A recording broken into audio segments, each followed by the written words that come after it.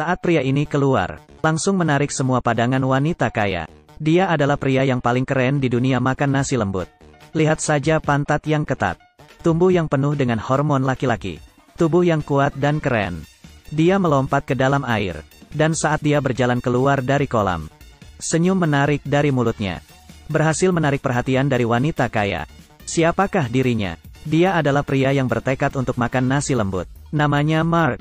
Bertahun-tahun kemudian, dia berhasil melakukannya. Dia berhasil menikahi wanita kaya, tinggal di villa besar. Sejak saat itu, dia melewati hari yang berlimpah. Mandi membutuhkan 2 pelayan untuk melayaninya.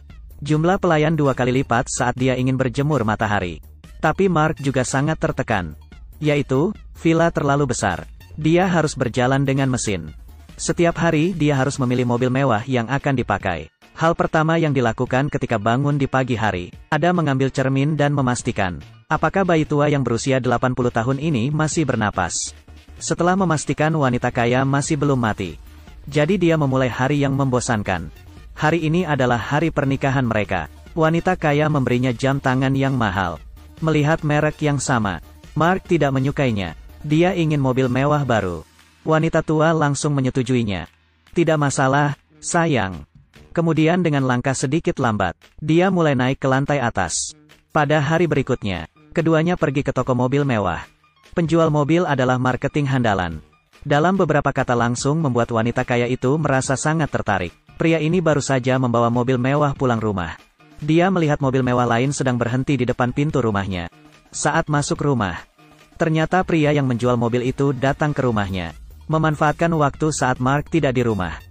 Tidak tahu sudah melakukan permainan apa dengan wanita kaya. Hingga membuat wanita kaya kecapean dan berbaring di sofa. Terus mengisap oksigen. Mark melihat situasi ini. Seperti mendapatkan petir. Tampaknya hari-hari baiknya akan segera berakhir. Karena Mark menandatangani perjanjian sebelum nikah. Dia tidak bisa mendapatkan sepeser pun setelah bercerai. Juga diusir keluar dari rumah mewah. Dengan begini, Mark mengucapkan selamat tinggal pada masa lalu. Dia membawa bagasi dan pergi dari rumah, untuk menjalani kehidupan di mana saja. Dan penjualan mobil yang baru saja menjabat. Saat dia bangun pagi, dia juga mengambil cermin untuk memeriksa. Akhirnya, dia melewati masa seram, dan masa bahagia di dalam hidupnya.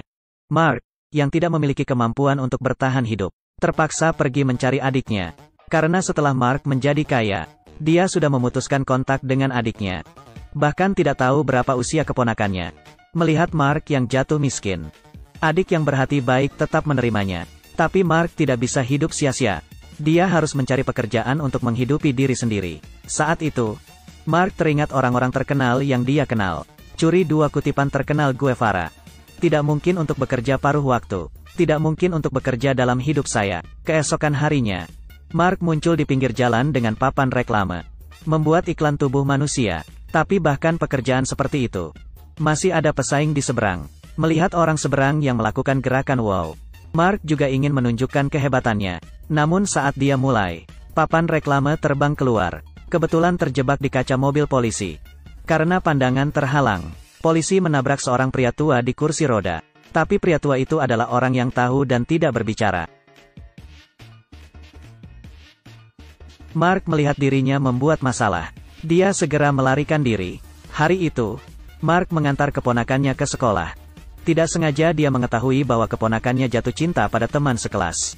Namun, karena perbedaan status keluarga, dan perasaan merendahkan diri, keponakan berani untuk mengungkapkan cinta. Ini kebetulan.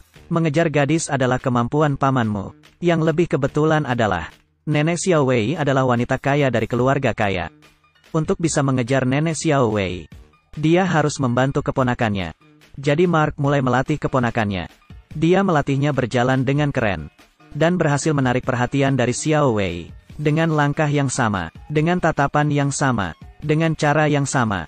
Karena keponakan yang keren. Xiao Wei mengundangnya ke pesta ulang tahunnya. Agar bisa makan nasi lunak.